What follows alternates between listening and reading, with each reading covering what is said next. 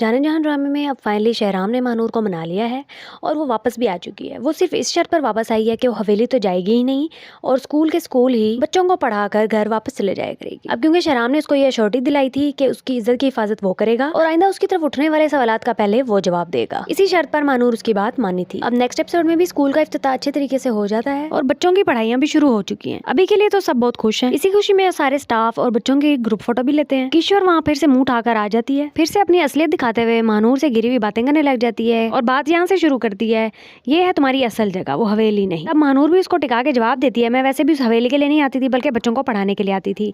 मेरी असल मंजिल यही थी और वहाँ तो मुझे घुटन का एहसास होता था। इसके अलावा जब महानूर बच्चों को पढ़ा रही होती है तो दरवाजे पे शहराम और खिड़की पर आर्किटेक्ट खड़े होकर दीवानों की तरह उसको देख रहे होते हैं। खैर अब किश्वर नजर तो नहीं रख पाएगी कि शहराम और महानूर के दरमियान क्या चल रहा है, क्योंकि अब वो लोग स्कूल में ही मुलाकात किया करेंगे। पहले तो हवेली में मिल लिया करते थे, वो उनकी जासूसी कर सकती थी, लेकिन अब तो उसके बस में कुछ भी नहीं। इस तरह वो इस प्लान से भी गई और जो वो ग्रुप फोटो था उसमें वो तीनों घर जाकर भी वो तस्वीर देख देख कर जूम कर करके एक दूसरे को देख रहे होते हैं। महानूर और शहराम तो एक दूसरे को चाहते हैं और एक दूसरे से इंस्पायर्ड हैं, लेकिन उस आर्किटेक्ट का बहुत बुरे तरीके से दिल टूटने वाला है। मिलन बाकी दोनों का भी होना है या नहीं, ये देखकर ही पता चलेगा।